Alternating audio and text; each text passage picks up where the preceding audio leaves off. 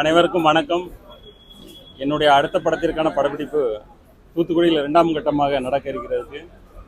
இதில் நான் என்னோட படக்குழுவினர் அனைவருடன் சேர்ந்து கலந்து கொள்ள இருக்கிறேன். இந்த படத்தில் துரை செந்தில்குமார் இயக்குகிறார், ஜிப்ரான் மியூசிக் பண்ணுறாங்க. முக்கியமான கேரக்டரில் ஆண்ட்ரியா ஷாம் பண்ணுறாங்க. மற்றும் ஜோடியா பாயல் ராஜ்புத் பண்ணுறாங்க. மேலும் பல முக்கிய கதாபாத்திரங்களில் முன்னணி நடிகைகள் நடிக்க இருக்கின்றார்கள். இப்போ இது ஒரு தூத்துக்குடியில் ஆர்பர சரௌண்டிங்கில் உள்ள விஷயங்களான இப்போ ஷூட்டிங் போயிட்டுருக்கு. இது தொடர்ந்து வட மாநிலங்கள் மற்றும் வெளிநாடுகளின் படப்பிடிப்பு தொடர்ந்து நடக்க இருக்கிறது. இது ஏப்ரல் மாதத்தில் திரைக்கு கொண்டு வர எங்கள் படக்குழு அனைவரும் சேர்ந்து செயல்படுத்தாங்க.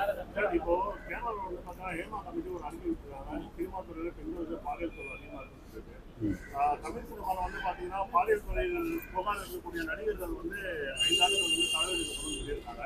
ஆனால் தமிழ் சினிமாவை இப்போ பார்த்தீங்கன்னா நடிகர்களை நம்பிதான் இருக்க தவிர ப்ரொடியூசர்களை நம்பி கிடையாது. ஏன்னா இப்போ பெரும் நடிகர் யார் முடிவு பண்ணாலும் அவன் தான் ப்ரொடியூசர். ஸோ அந்த பட்சத்தில் எப்படி ஒரு ப்ரொடியூசர் நடிகருக்கு தலைவர் இது எப்படி சாத்தியப்படும்? இல்லை, குற்றச்சாட்டு உறுதியானால் கண்டிப்பாக அது 5 வருஷம் தடைன்றது வரவேற்கத்தக்கதான்.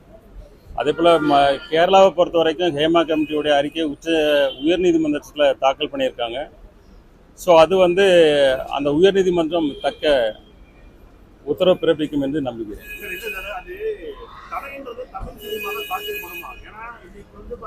பெரும் நடிகர்களை நம்பி தான் ப்ரொடியூசர் இருக்காங்க. ப்ரொடியூசரால எப்படி பண்ண முடியும்? கிரவுண்ட் லெவலில் பார்த்தீங்கன்னா இதுதான் உண்மையான இதுவாக இருக்கு. ஸோ அது இருந்த பட்சத்தை எப்படி? இல்லை, இப்போதைக்கு ஒரு முடிவு எடுத்திருக்காங்க. அது ப்ராக்டிக்கலாக செயல்படுத்தும் போது எப்படி ஒரு குற்றச்சாட்டு உறுதி பண்ண வேண்டியது, அது தவறே கிடையாது. அதே போல பார்த்தீங்கன்னா இப்போ நீங்கள் ஒரு நடிகர் நம்ம ஒரு தொழிலதிபர் கூட இப்போ ரீசெண்டாக இருந்த நாட்களுக்கு முன்னாடி பார்த்துருப்பீங்க, அன்னபூர்ணா ஓனர் ஜிஎஸ்டி கவுன்சிலில் கேள்வி கேட்டதுக்காக இன்னைக்கு மன்னிப்பு கேட்டிருக்காரு. அவர் ஏதோ தவறாக பேசுறதா புரிஞ்சுக்கல. இது குறித்து உங்களோட கருத்து என்னது? இல்லை, அவர் ரொம்ப யதார்த்தமாக நகைச்சுவையோட ஒரு பேட்டி கொடுத்தாரு. ரொம்ப யதார்த்தமாக நகைச்சுவையோடு பேசினார். ஆனால் அதில் சில கருத்துக்கள் மத்திய அமைச்சருக்கு சில உடன்பாடு இல்லை.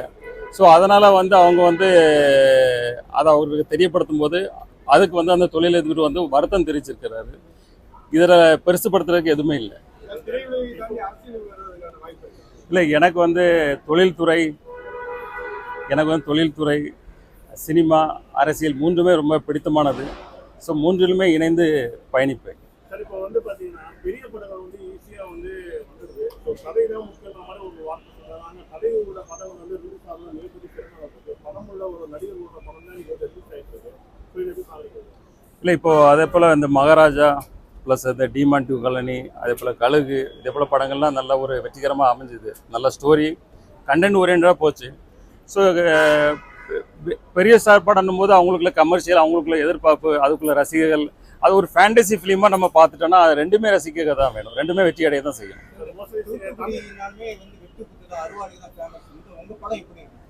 அதான் என்னுடைய படம் ஒரு ஆக்ஷன் த்ரில்லர் ஓரியன்ட் படம் தான். படத்தை முழுக்க ஒரு ஆக்ஷனாக பார்க்கலாம். ஆக்ஷன் ப்ளஸ் கண்டென்ட் இருக்கும்.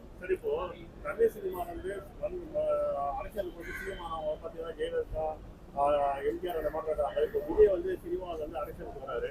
அவரோட முதல் மாநாடு நடத்துறதுக்கு ஏகப்பட்ட பிரச்சனைகள் சந்தித்தவர். அவர் பார்த்தீங்கன்னா அரசியலை தாக்கு பிடிப்பாருன்னு நினைக்கிறீங்க? இல்லை, அரசியலில் இன்னைக்கு நான் சொன்ன மாதிரி மும்முனை போட்டிகள் தான் இந்த முறை இருக்கும். இதில் எந்த கூட்டணி சரியான கூட்டணி அமைக்குதோ, ஒரு ஸ்ட்ராங்கான கூட்டணி அமைக்குதோ அவங்க தான் வெற்றி பெற முடியும்.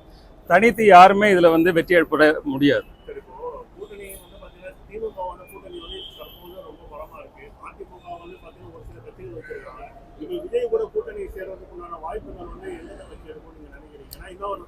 இல்லை, ஆமாம், அதனால் அது காலம் இன்னும் இருக்குது. முன்னாடி இன்னும் 2026 காலங்கள் இருக்குது. ஸோ அதனால் அதை பொறுத்து இருந்தால் பார்க்கணும்.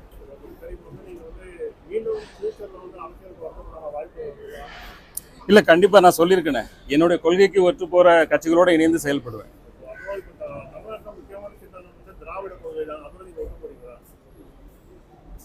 திராவிட கொள்கை கண்டிப்பாக ஏற்றுக்கொள்ளப்பட்டது தானே, எல்லாராலும் ஏற்றுக்கொள்ளப்பட்டது தானே. தேங்க்யூ. சார், இப்போ நீங்கள் இதுக்கு முந்தின படத்துக்கும் இந்த படத்துக்கும் எந்த மாதிரியான கேரக்டர் டிஃப்ரெண்ட் இருக்கும், அந்த படத்தை பற்றி சொல்லுங்கள். இல்லை, இந்த படம் டோட்டலாக வித்தவுட் மேக்கப். ஸோ இது ஒரு ரக்கடான ஒரு film, content orient film, story orient. So அந்த கதாபாத்திரத்துக்கான எல்லா ஆக்ட்ரஸும் அந்த கதாபாத்திரத்தில் இணைஞ்சு நடிக்க போகிறாங்க. இது ஒரு போன படத்துலேருந்து முற்றிலும் மாறுபட்ட ஒரு கான்ட்ராஸ்ட் படமாக இருக்கும். இது மக்கள் எல்லாருக்கும் கண்டிப்பாக ஜனரஞ்சமாக பிடிக்கணும்னு நம்புகிறேன். சமூக வலைதளம் அதிகமாக பேசப்படுவது என்னன்னா, நீங்க வந்து நிறைய பணம் செலவு செய்து படம் எடுக்கிறீங்க. ஆனா அந்த பணத்தை வந்து எந்த கதைக்கு வந்து செலவு பண்ணுற மாதிரி உங்களுக்கு வந்து முடிவு பண்ண முடியாம. இல்லை, பலரும் பல விதமான கருத்துக்கு யார் வேணால் என்ன வேணால் சொல்லலாம். ஆக்சுவலி எங்களுக்கு அது வந்து ஒரு வெற்றி படம் தான். எங்களை பொறுத்த வரைக்கும் அது வெற்றி படம் தான். இது ஒரு மிகப்பெரிய வெற்றி படமாக அமையணும்னு நாங்கள் எதிர்பார்த்துட்டு இருக்கோம். பாதகம் செய்பவரை கண்டால் நாம் பயங்கொள்ளலாகாது பாப்பா, மோதி மிதித்து விடு பாப்பா, அவர் முகத்தில் உமிழ்ந்து விடு பாப்பா. அண்மை செய்திகளை உடனுக்குடன் தெரிந்து கொள்ள இணைந்திருங்கள் இயம்நாடு தொலைக்காட்சியுடன்.